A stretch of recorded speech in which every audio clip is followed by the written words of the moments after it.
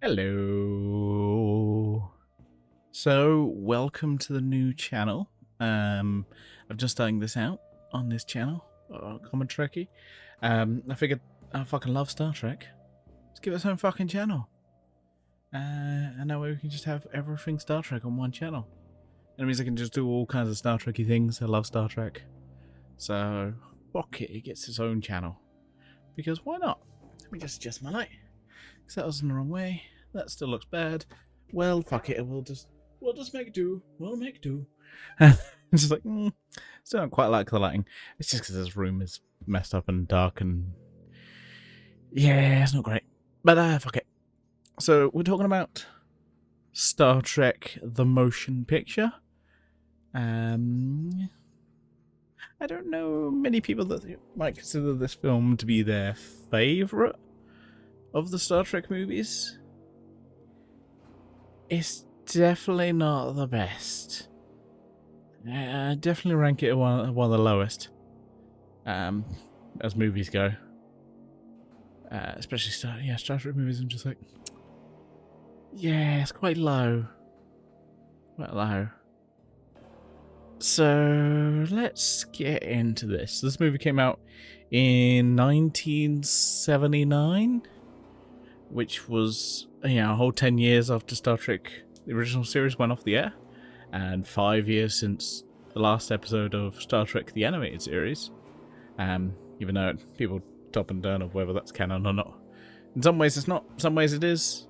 I mean, some ways it's not, because, we've seen what Robert April looks like in Strange New Worlds, and looks a little bit different in the animated series. And yeah, the animated series has this like holodeck. I don't know. It's at this point it's hard to keep track of Star Trek canon. It's got so many shows. It's just like, yeah. There's a lot of Star Trek going on. There's a lot of Star Trek. Yeah. So, yeah, this movie, obviously brought back Star Trek for the first time. The live action for the first time in 10 years. Not without its long trek to be back on the air. This took a while to come back. So the original plans were like a phase 2, essentially, which is like a reboot of Star Trek, but bringing it back with obviously new sets, because this is of the era where you don't keep anything. A new ship design. If you look at you have the Ralph McQuarrie sketched made that eventually turned into the Discovery in Star Trek Discovery, or a version of it. Yes, it took a while, and we weren't sure if we were getting everyone back. Quite a few, especially Leonard Nimoy wasn't sure he was coming back. There's a new Vulcan, who ends up dying pretty quickly in this. It's a new character. I think it's maybe a different character. I can't remember. I think it changed the character. It's still another Vulcan, but yeah, or it's a different. It's all confusing. But that's neither here nor there. Star Trek: The Motion Picture. It's a long ass film. It's a long ass film, and not a whole lot happens in it. It's basically what I'd say. It is some people treat it as basically a long episode, and I wouldn't deny that.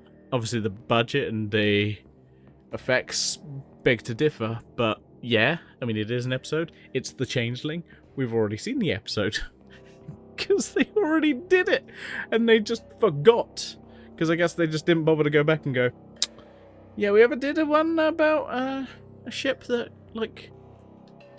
where we did one about a satellite that came back to Earth, or tried to reconnect with humanity. No, I'm pretty sure we never did that.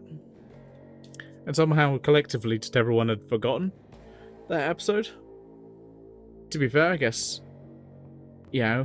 we weren't exactly in the era of, you know, rewatching stuff as much. Obviously, it had syndication, and that's why Star Trek got season 3. But yeah, they just forgot, which is fucking hilarious. Honestly, it's just fucking hilarious that they just basically redid the episode. But yeah, so you have so we have a new, not so new ship. So this is supposed to be the same Enterprise we saw in the original series, though it went through an extensive refit,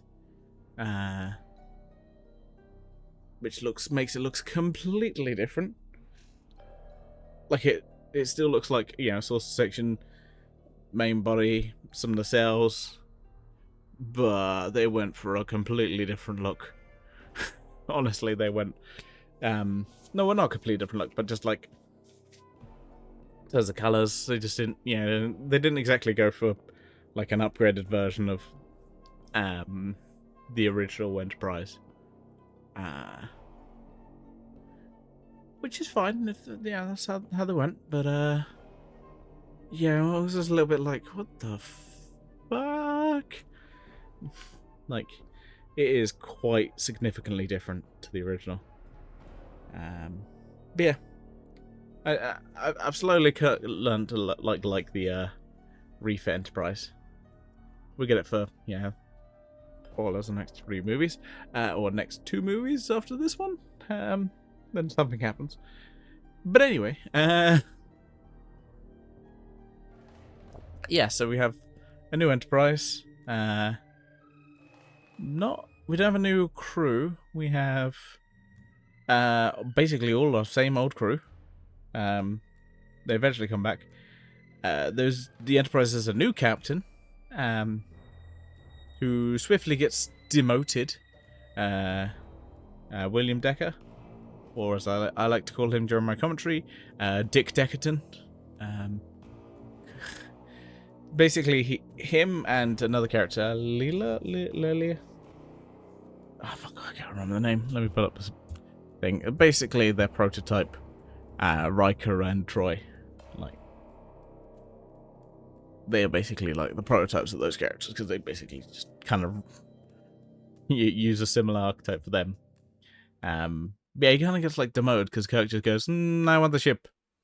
And that's part of the dealing with that is the fact that Kirk doesn't really understand this ship as much. It's completely changed, and there's certain things that just don't behave as they used to, and Kirk is kind of not familiar with it, and could have caused more problems than he did if Dick Deckerton was around.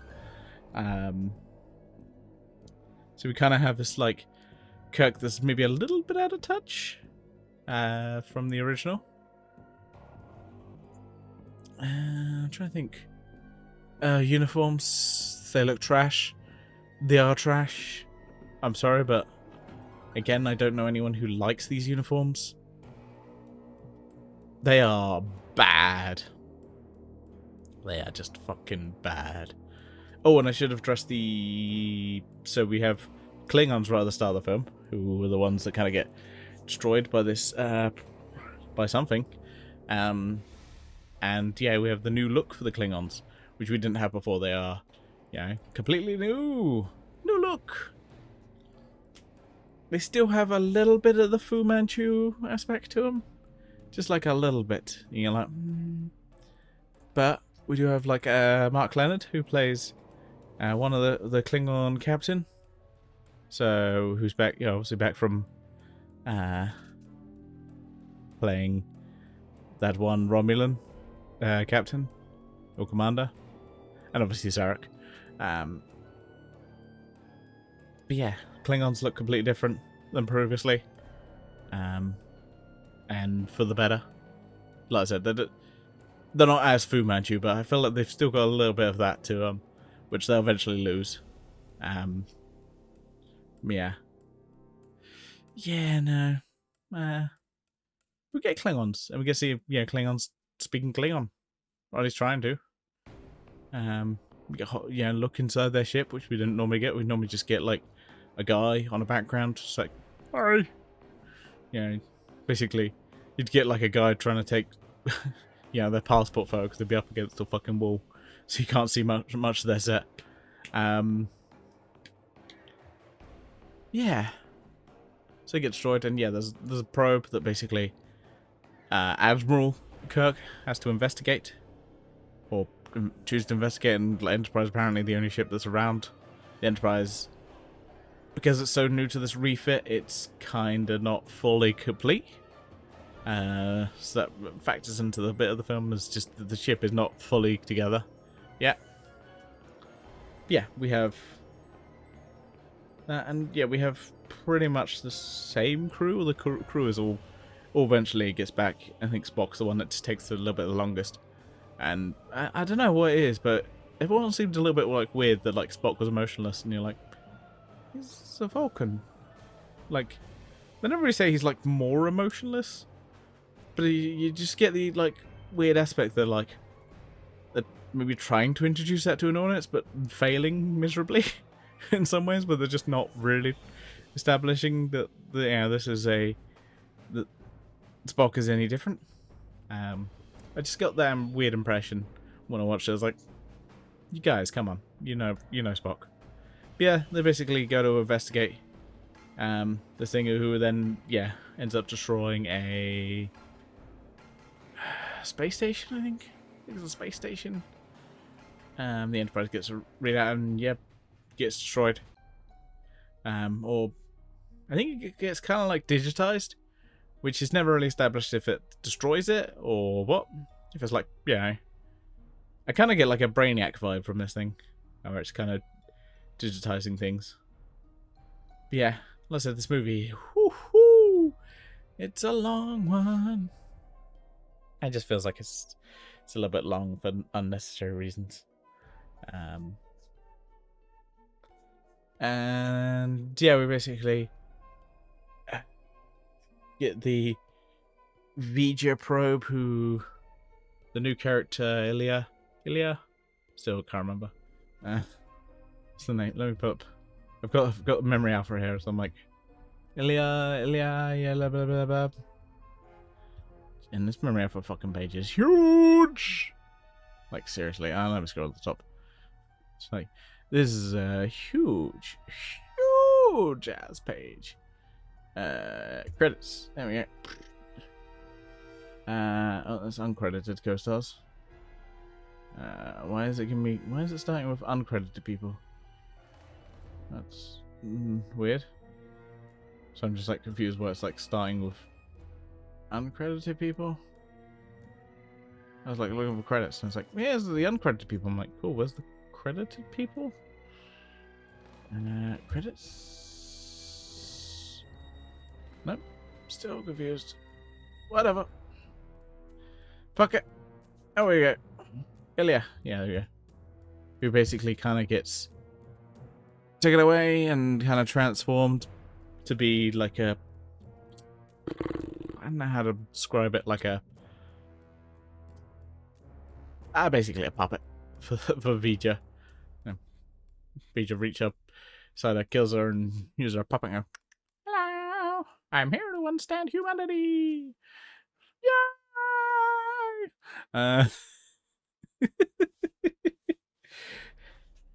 But yeah, they basically end up eventually tricking. There's a long bit of kind of trying to establish if she's still Ilya or not, which we pretty much get that she's not.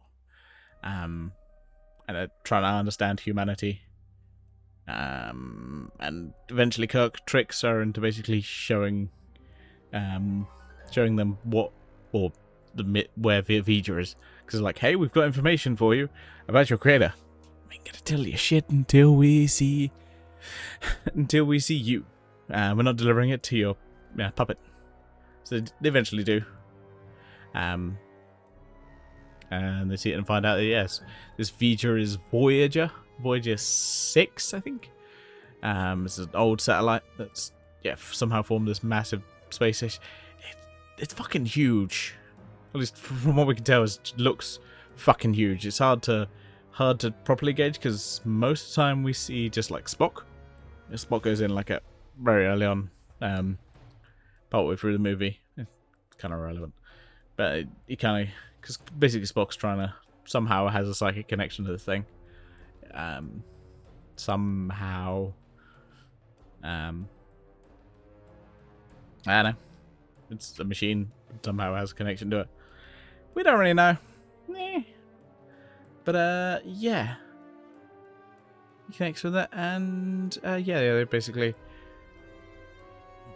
I can't remember what triggers it, but they, like, want to join with humanity, and Dick Decton's like, well, my girlfriend's already there, or my ex, so I might as well join. I want this. I wanna Dick Vija. So Dick Decton Dix Vija. He grabs that satellite and just thrusts into it. Oh, stop being so graphic. And yeah, that's kind of how it ends, and you're like, I guess it's just like, cool, I'm not going to attack humanity anymore, bye. And then this, like, that's the end. You're like, what the fuck? What the fuck? What happened? Okay. Alright then. And that's the end of the film, you're like, cool. And Kirk's like, well, I guess I have the ship now, it's my ship. Anyway, we're going to go on adventures again. And then it plays the Next Generation theme. Because the Next Generation theme was stolen from these movies. They were like, yeah, no, we're going to steal that. That's a good theme. We're going to take that. And they did. They basically just, it was like, it was a good theme. Yoink. Literally just like, yoink. Yeah. Overall, it's not a good one. It's slow as fuck. I'm trying to think. So, I'm ranking it in my head in terms of TOS movies. You know, 1, 2, 3, 4, 5, 6. My favorites, like, I think it goes like 4 to. I'm not sure about the rest of that. Maybe 3 and 5, somewhere there. And then 6 and 1 are like at the bottom. I don't like 6. I think 6 is shit. But yeah. I'm not sure which is worse, 6 or 1. So I guess watch my review for Star Trek 6, which will be a while because we're doing the movies, but we're doing 1, 2, 3, 4. And then we'll get into what we're going to get into. We're going to get into TNG, Star Trek The Next Generation, because I'm basically doing this in release order. So, and also if you're new to this channel and you're like, well, what the fuck is TOS? Anyway, I'm serious, and I'm like, that's already on my other channel, my main channel. But I thought I'd spin this off into its own channel. So I still have those videos there. So if you do want to check them out at some point, please do. I'd really like it if you did. If you don't, that's fine. You can start here. It's a good starting point. That's why I start with the movies. I was like, well, the movies are popular. Let's start with the movies. But yeah. So I think I'll sign off here. Next up, we're going to be talking about Star Trek II: The Wrath of Khan. So I hope you all look forward to that. But for now, I say, live long and prosper. And I'll see you for Star Trek II: The Wrath of Khan. Bye for now.